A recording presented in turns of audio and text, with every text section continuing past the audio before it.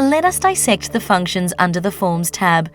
Mainly, you can see the list of forms that were answered and submitted by the respondents. The statistical summary is displayed as the header, which easily informs the user how many forms in total were submitted, created, and included in the workflows.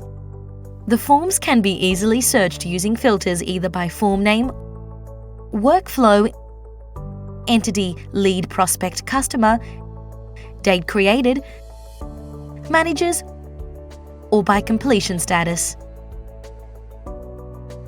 Clicking one of the forms list will give you all the details related to the form submitted. Clicking the name of the form will direct you to the form builder. Clicking the entity name. When you hover over the entity name, you will see a small label that will appear specifying the type of entity. Will direct you to the entity details. Clicking the workflow reference number will direct you to the workflow where the form was included. Further details are displayed, such as the date and time the form was submitted, referral by, IP address, and location.